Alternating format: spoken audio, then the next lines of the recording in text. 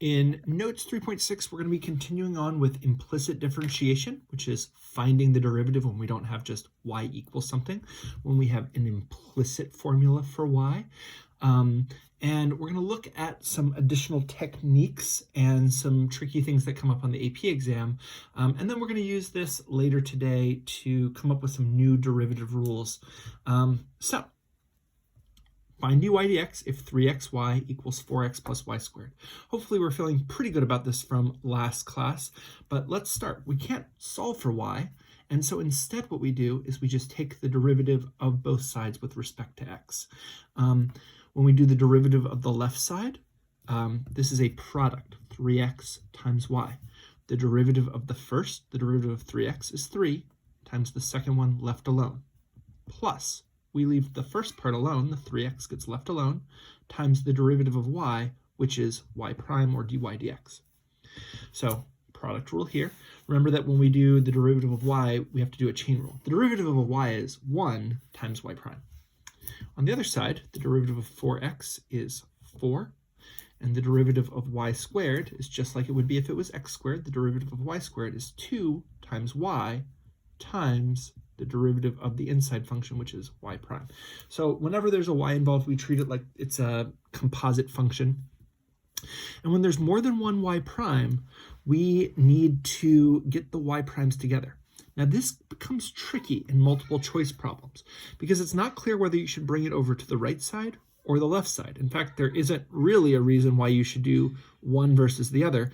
I'll move it to the left side. So what I'm going to do is I'm going to take this and subtract 2y y prime on both sides to get the y primes on the same side, and everything that doesn't have a y prime I will move to the other side. So minus 3. This is not dividing, by the way, I'm just like highlighting this.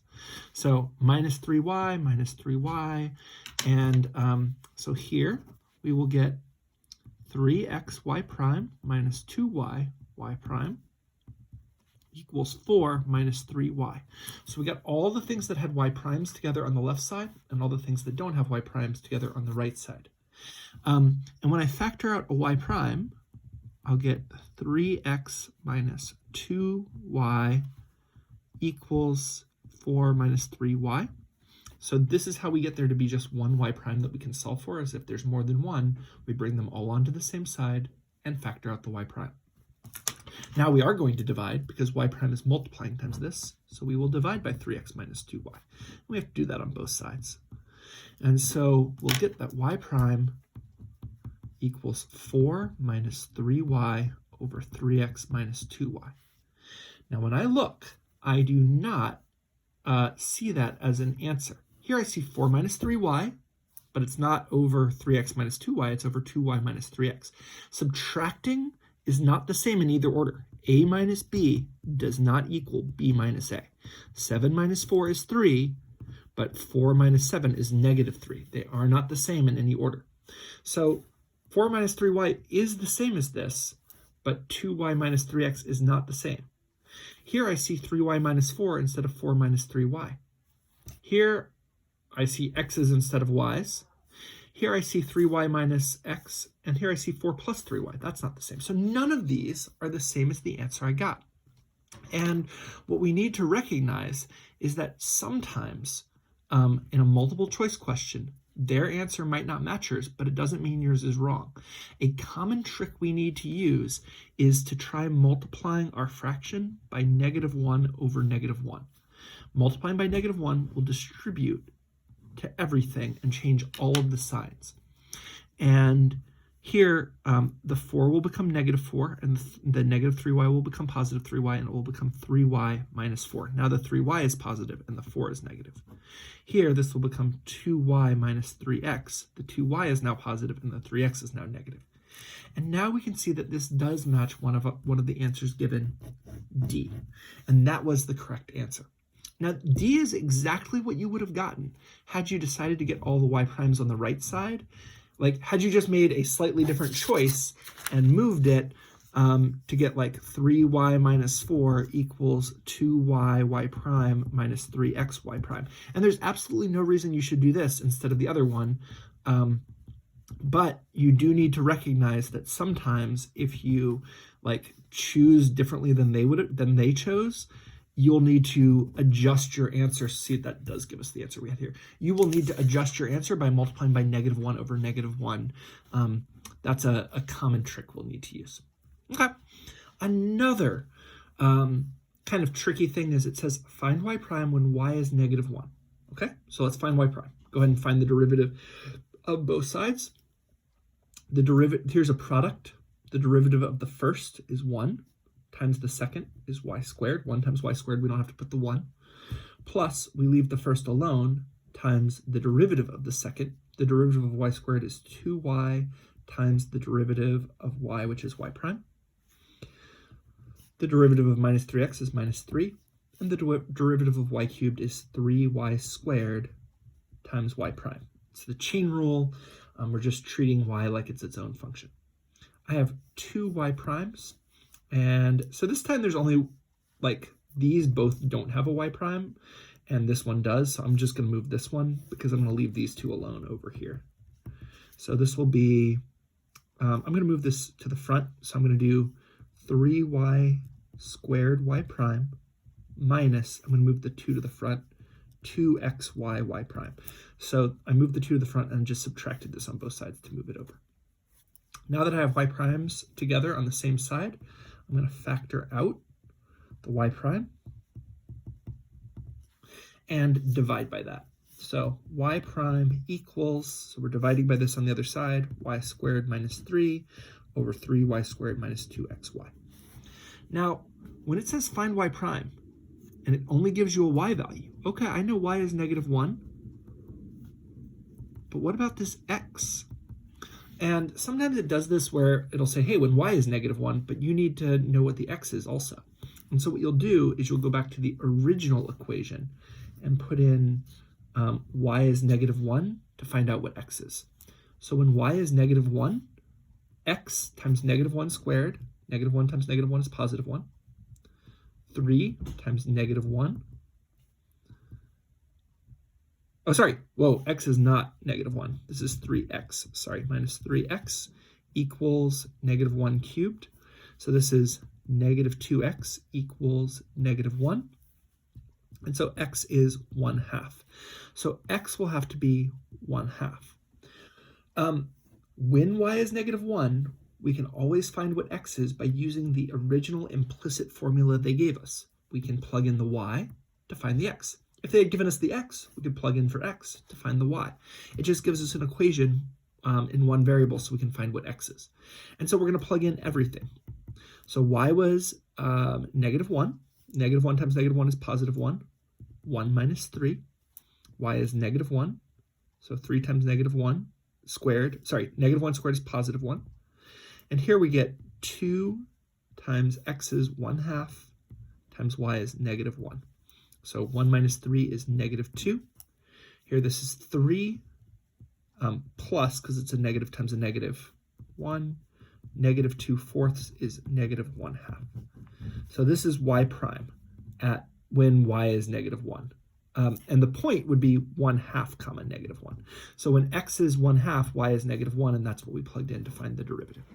So this is a little bit tricky. If they only give you the value of one of the points, you have to go back and find the other part of the point. So they basically told us it's something -1. We need to find what the x is so that we can plug it in to our y prime formula to find what the derivative is, what the slope of the tangent line is. All right, let's look at another one. Let's do the derivative of both sides because we can't get y by itself. The derivative of e to the x plus y is e to the x plus y times the derivative of the inside function. And here it's a sum or difference. It's going to be a binomial, and so I need to put parentheses here. Otherwise, it will multiply only times one of them. So the derivative of e to the x plus y is e to the x plus y times the derivative of x plus y. The derivative of x is 1 plus the derivative of y is y prime. And that's equal to y prime. Now, you'll notice here that you can't just move this y prime. We could not just say like minus y prime here. This would be very bad because this is inside the parentheses getting multiplied. Instead, we need to go ahead and multiply out this e to the x plus y. We're going to distribute it. e to the x plus y times 1 is e to the x plus y. Then e to the x plus y times y prime. And now we can see we have the two terms with y prime in them, and we can move them as we need to. E to the x plus y equals y prime minus e to the x plus y, y prime. We can factor out the y prime. 1, y prime times 1 is y prime, minus e to the x plus y. Y prime times 1 is y prime times e to the x plus y is e to the x plus y, y prime. And now we can divide by this. So y prime equals, I'm going to divide by 1 minus e to the x plus y on both sides. And so I get e to the x plus y over 1 minus e to the x plus y. And it does not match this one.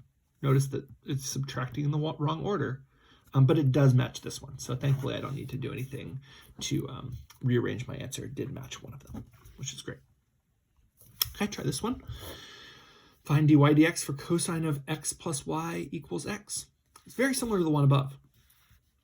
We're going to do the derivative of both sides. The derivative of cosine of x plus y. The derivative of cosine of something is negative sine of that thing times the derivative of the inside. We have to be careful. This is going to be a binomial, so I need to put it in parentheses. The derivative of cosine of x plus the derivative of x plus y is 1 plus y prime. So this was the chain rule. The derivative of cosine is negative sine with the inside function left alone times the derivative of the inside function equals 1. The derivative of x is 1. So I do need to remember to take the derivative of both sides. Unlike before, I have a couple options. I could distribute like I did before. I'm going to show you how that looks, but there's another option here, which is I could just divide by this and then subtract 1. I'll show you both options. So I'm going to multiply. Negative sine of x plus y times 1 is just negative sine of x plus y. Negative sine of x plus y times y prime is minus sine of x plus y, y prime, and that's equal to 1. And now I need to get the y prime by itself. There's only one y prime, so I can move this other term to the other side. So I'm going to add sine of x plus y, and I get negative sine of x plus y, y prime, equals 1 plus sine of x plus y. I added this to the other side. And now I need to divide by what's multiplying by y prime. Y prime is getting multiplied by this, so we divide on both sides. Remember, if we divide, we have to divide the whole binomial. It doesn't just divide one thing. And let's see if we got our answer. I sure hope it's there in the options, but we may have to do some manipulation to get it. So let's take a look at our multiple choice options. We don't have anywhere where it says 1 plus sine of x plus y over negative sine of x plus y. So let's rearrange and see what we can do here. One thing I notice is that I'm dividing by a monomial. This is just like negative sine of one thing. There's no plus or minus here. And so whenever I'm dividing by a monomial, I can split them apart. And I think I'm going to try to do that. So y prime equals 1 over sine is a trig function we're supposed to know. 1 over sine is cosecant, and it's a negative because it's positive divided by a negative. So we get negative cosecant of x plus y, because that's what 1 over sine is. And then sine over sine of x plus y divided by sine of x plus y is just 1, so minus 1. So negative cosecant of x plus y minus 1, and there's our answer. There was another way to get this one that may have gone a little bit better. When we're at this step, you'll notice there's only one y prime. So y prime is getting added by 1, then multiplying by this. And so we could just undo. Another way to solve for y prime is to divide by negative sine of x plus y. And what we'll see is we'll get 1 plus y prime equals 1 divided by sine is cosecant. That's a trig function we should know, and it's a positive divided by a negative, so negative cosecant of x plus y. And then we can just subtract 1 on both sides. So there was no real way of knowing which way would be the faster way, and it turned out that because they had their answer written like this was the faster way.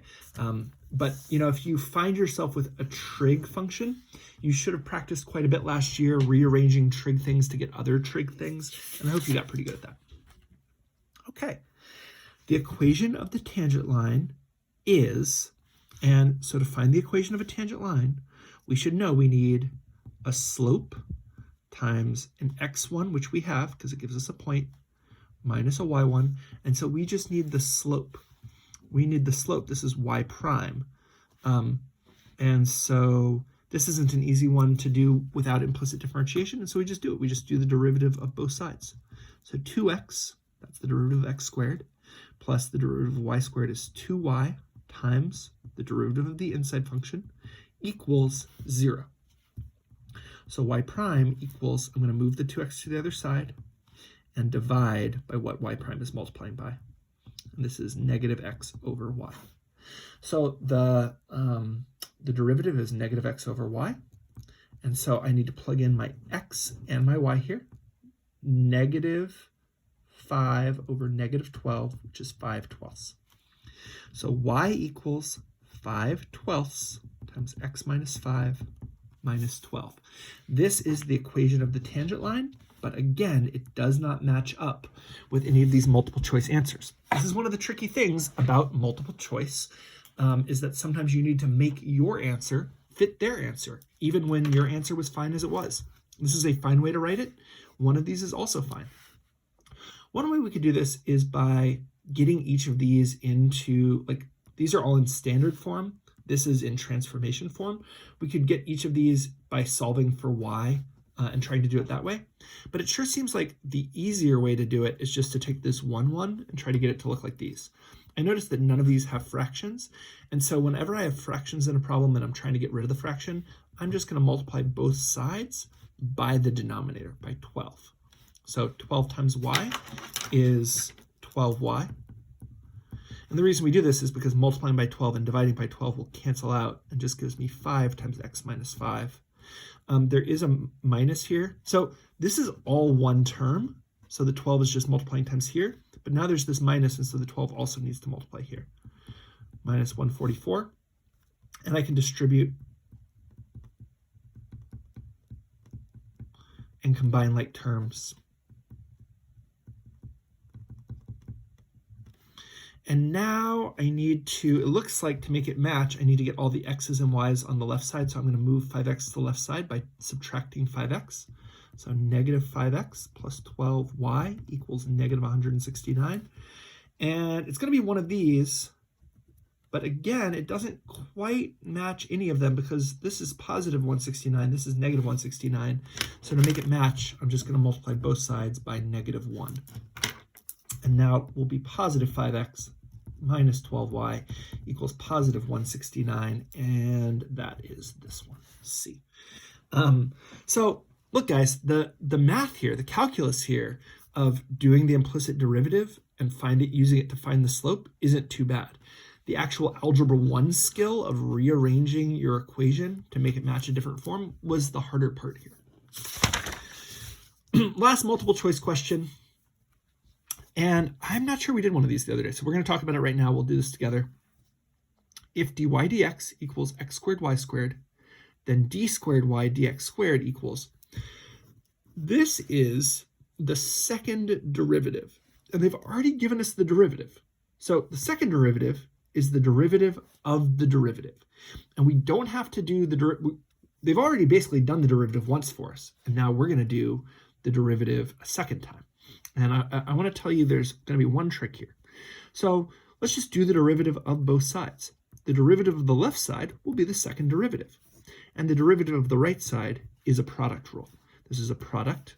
So the derivative of the first times the second, plus we leave the first alone, times the derivative of the second. And when we do 2y, we need to multiply times the derivative of the inside function, which is y prime. Or dy dx, I guess, if we're using that here. I'm going to simplify this just a little bit. 2xy squared plus 2x squared y prime. Now, I notice that none of these answers match up with what I have. This is the second derivative, right? But it doesn't match up. And this is because always when we are finding the second derivative, we don't leave any y primes in there. We'll replace it. We always want it with what's called in terms of x and y, which means it's fine if there are x's and y's there, but you don't want anything like a y prime in there. And there's a cool trick that we will always use, which is that when you take the second derivative of like a weird implicit formula, you will take y prime and substitute back in what it told you y prime was at the beginning. Y prime and dy dx are two ways of writing the same thing, and y prime is x squared y squared. And so what we will always do when we do the second derivative is after we find the second derivative, anytime there's a y prime, we plug back in what y prime is equal to. So this will say the 2xy squared doesn't change, but this is going to say 2x squared y times what y prime is, which is x squared y squared. This is y prime. And this can now be simplified. So 2xy squared plus 2x squared times x squared. When we multiply, we add the exponents. Y times y cubed is y to the third. We add the exponents. And now this should match one of them. 2xy squared plus 2x to the fourth y cubed. There it is.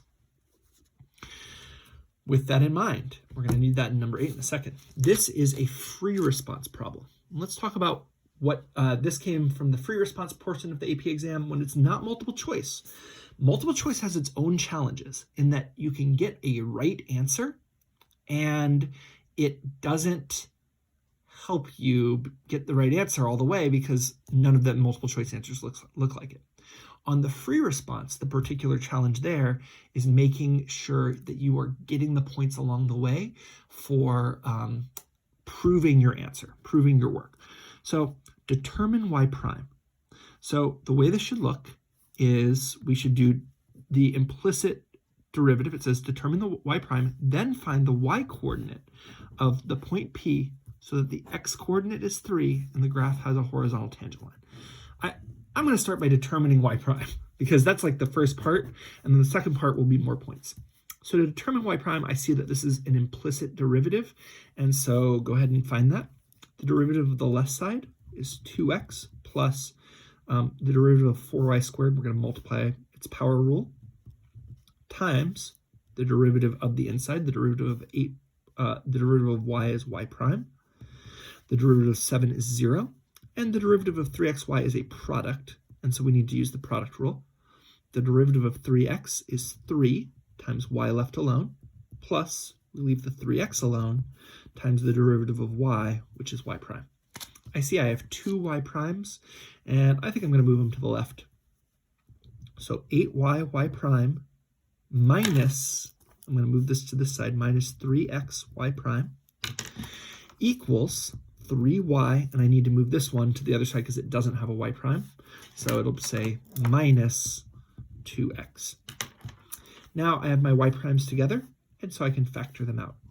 Y prime times what's left over here is 8y minus 3x equals 3y minus 2x, and I'll divide 3y minus 2x over 8y minus 3x.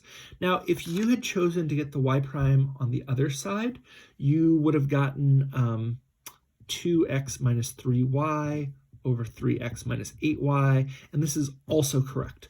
On the free response, you don't have to worry about, like, do you need to multiply by -1 over -1? No, any correct answer is fine.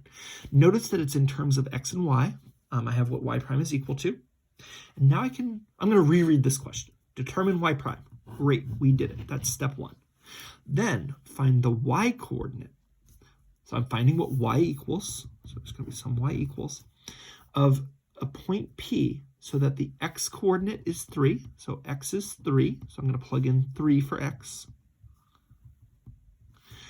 And the graph has a horizontal tangent line. The graph will have a horizontal tangent line when y prime is equal to 0. So I'm going to take y prime, and I'm going to plug in x is 3. -2 times 3 is -6. Negative 3 times 3 is negative 9. And I want this to equal 0. And the only way for a fraction to equal 0, if a over b equals 0, then the numerator has to equal 0. So I don't even care what the denominator is. I just know that 3y minus 6 needs to equal 0 because it needs to be a horizontal tangent line. That means the slope is 0. A horizontal tangent line has a slope of 0. And so I know that the numerator needs to be 0. So 3y equals 6 and y equals 2. Okay, that is the answer because it asked for what's the y-coordinate of the point such that the x-coordinate is 3 and the graph has a horizontal tangent. So the point is 3, 2, and the y-coordinate is 2. When x is 3 and y is 2, the slope will be 0. Number 8. Notice that throughout I labeled my y prime. I labeled y prime equals 0. Sometimes on the AP exam, they will give you a point just for setting y prime equal to 0. Like even if you don't solve it and find the right y, just by saying the y prime is equal to 0, you have proved that you knew a horizontal tangent line needed to have a slope of 0. And so just by writing that gets you the point. So write as much as you know, even if you're not sure how to do the problem all the way, you'll get some of the points. Find the value of the second derivative at the point P found in question 7. So this is the point P, 3, 2. That was the one that had the x-coordinate of 3 and the y-coordinate that made it be a horizontal tangent line. And now you need to find the second derivative. So we already found y prime. We can't use this one where we've plugged in x because it's treating x like a constant. And that's so you always do the derivative before you plug numbers in. I think we've talked about this a little bit earlier this year, but you never ever plug in before you do the derivative. So if we know that y prime is this, then the second derivative, well, this is a quotient rule. We got to use the quotient rule. So it's going to be the derivative of the top, which is 3. The derivative of 3y minus 2x is 3y prime minus 2. The derivative of the top times the bottom minus, we leave the top alone, times the derivative of the bottom, which is 8y prime minus 3, all over the bottom squared. I believe this part was worth 4 points on the AP exam, and this got you 2 out of the 4 points. Okay. Now, there's something wrong with how we've left this. We still have a y prime in here. And in general, we want to plug in what y prime is. So this is 3 times, what was y prime? Well, it's 3y minus 2x over 8y minus 3x. So that's 3y prime minus 2 times 8y minus 3x minus 3y minus 2x times 8, and now y prime, where this y prime is, we need to plug this in. This is 3y minus 2x over 8y minus 3x. That's what y prime is equal to. So that's 8y prime minus 3 over 8y minus 3x squared. And now I can plug in the point 3, 2. The truth is, I already found that at 3, 2, the derivative was 0. So everywhere where there's this like derivative here, this is going to go to 0. And you can see immediately why that's true. You'll get 3 times 2 is 6, 2 times 3 is 6, and 6 minus 6 is 0. We already found that 3, 2 was where the derivative became 0. So this will go away, and I need to plug in x is 3 and y is 2. So 2, 3, 2, 3, 2, 3. So let's plug this in. It just got a little bit ugly here. So I'm going to get 3 times 0, which is 0, minus 2 is negative 2, times, this is going to be 16 minus 9. I'm plugging in y is 2 and x is 3 because it told us to do it at the point, minus 6 minus 6. Ooh, this is 0. This is good. Because this is 0, it doesn't even matter what all this is. This will all go away. Over 8 times 2 is 16. 3 times 3 is 9 squared. So this is negative 2 times 7 divided by 7 squared. And there's a nice trick I can use, which is multiplying by 7 and dividing by a 7 will cancel out. So one of these 7s will cancel out with one of these 7s. And so the answer is negative 2 sevenths. Yuck. That was some ugly numbers. But that's what it is. Now, here's the part I'm excited about, guys, and we'll do even more of this next class to do trig derivatives. You will notice we learned the rule for y equals e to the x, but we have not learned a rule for y equals something to the x where this is not equal to e. So like 3, for instance. So the way we're going to do this is we are going to rearrange this by doing the natural log of both sides. This is a cool trick. So watch what we're going to do. We're going to do the natural log of both sides. So natural log of y equals the natural log of 3 to the x. And the reason this trick is going to help us is because we know the derivative of natural log of y, and we can use properties of logs. Logs say that if you have the log of something to a power, you can rearrange it into that power in the front multiplying. So hopefully we remember that from Algebra 2 and Pre-Calculus. So x natural log of 3. And this is just a constant. So we have here an implicit derivative. We don't have y solved for, but we can do the derivative with respect to x on both sides. The derivative of natural log of y is 1 over y times the derivative of the inside function, which is y prime. The derivative of, this is not we don't need to do a product rule here. Natural log of 3 is a number. It's like 1 point something, but there's no variable here, and so it's just a constant. So it's a constant multiplier. The derivative of x is 1 times this natural log of 3. And so here we have what y prime is equal to. And I'm not going to write y prime over y here. Instead, I'm going to solve for y prime. I'm going to multiply both sides by y to get y prime by itself. And I get y prime equals natural log of 3 times y. Now, this is not how we're going to leave it. Similar to what we did up above, we are going to, when we get y prime equals something with y, we're going to substitute what y was equal to right back in. And the way this is going to work is we're going to say y prime equals natural log of 3 times, what was the y equal to? 3 to the x. And this is the derivative of the natural log, the derivative of 3 to the x is 3 to the x times natural log of 3, or natural log of 3 times 3 to the x. Notice that this derivative is very similar to e to the x. If y is e to the x, y prime is e to the x. If y is 3 to the x, y prime is 3 to the x times the natural log of 3.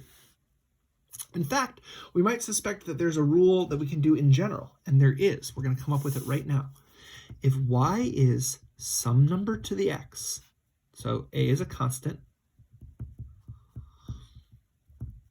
we can do the same trick we just did to come up with a general rule. We are going to do the natural log on both sides. So the natural log of y equals the natural log of a to the x. And the reason we're going to do this is because we can use this trick that if you have a log of something to a power, the power can come in front. So natural log of y equals x natural log of a. And because a is a constant, this is a constant.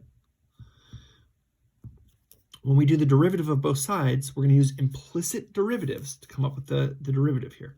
So we get 1 over y times y prime equals, this is not a product rule because this is a constant multiplier. So it's just going to be the derivative of natural log of a times x is just natural log of a. Now we can solve for y prime. We just multiply by y on both sides to get rid of the y. And so natural log of a times y. And the last step, of course, is we are going to substitute back in what y is equal to. Y is a to the x. And so the derivative is natural log of a times a to the x. So this is a general rule. If you have something to the x, that derivative is that something to the x times the natural log of the base.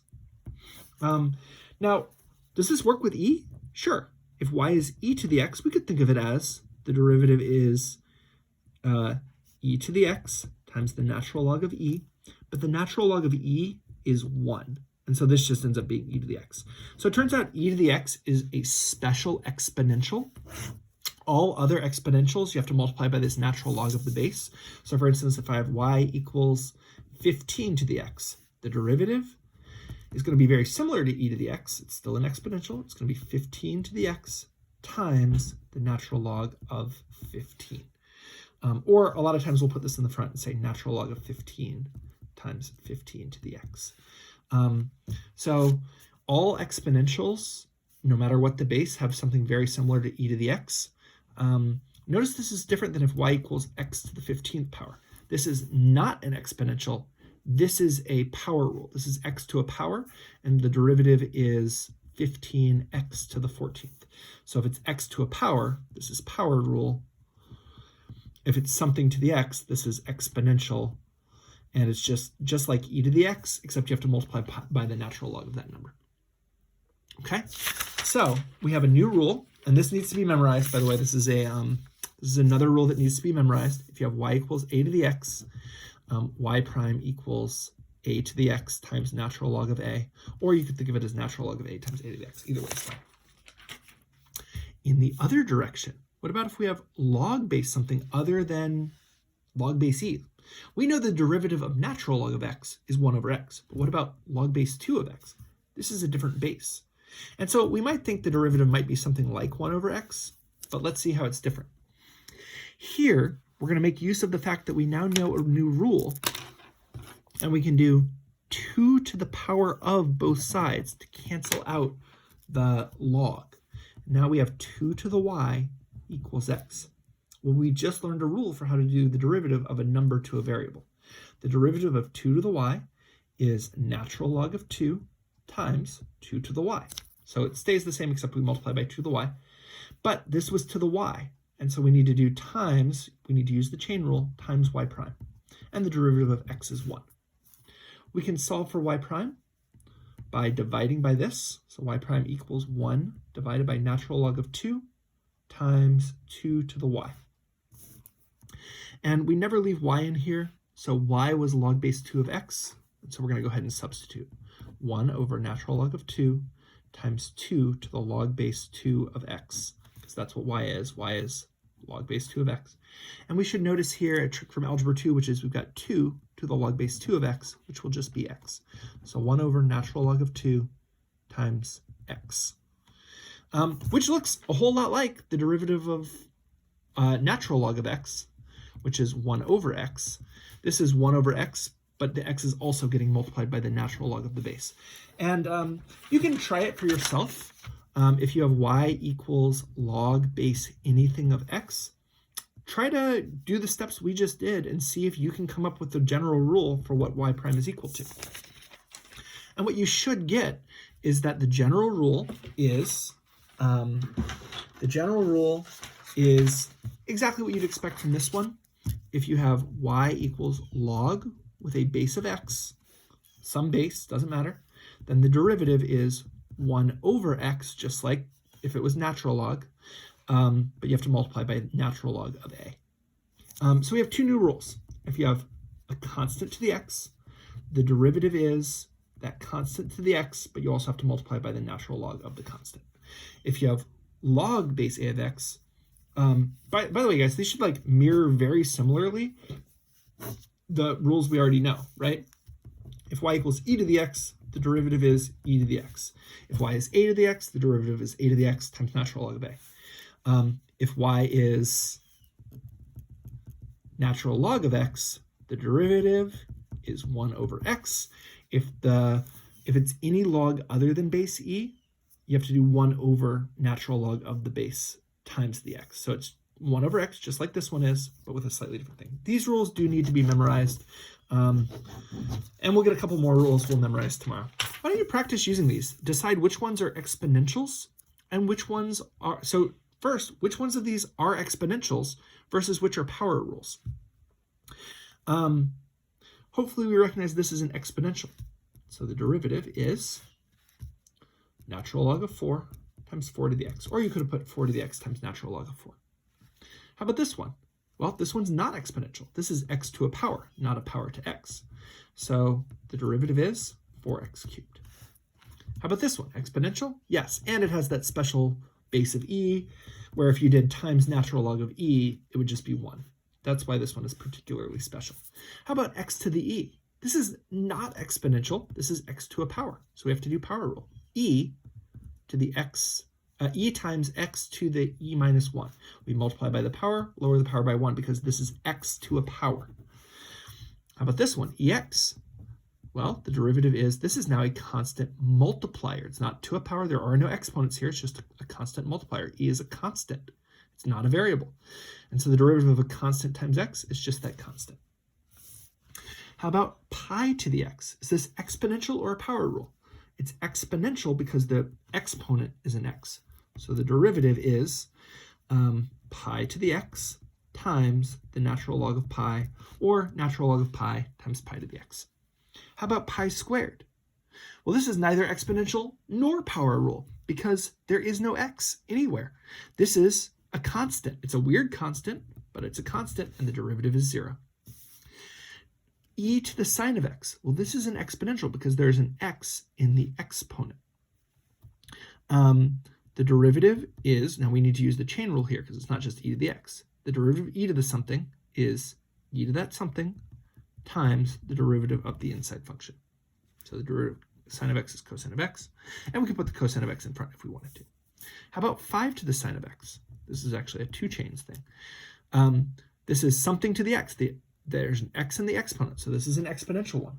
The derivative of 5 to the something power is 5 to the something power times the natural log of 5. But it's a chain rule. We had to do times the derivative of the inside function, so times cosine of x. Last, exponential or power rule? Well, this is something to the x power, and so it's exponential. The derivative is, the derivative of 7 to the something is 7 to that something times natural log of 7, but then times the derivative of the inside function, which is times 4. So getting these straight can be a little confusing until you get used to it, and then you're just like, well, of course this isn't a power rule. There's no x to a power. Of course this isn't an exponential. There's no x in the exponent. So getting them straight takes a little bit of work. Hopefully you're feeling pretty good about this. We will use, we have a test review coming up next class, and then a test the class after. At the beginning of the test review, we will also do some more coming up with rules. Okay.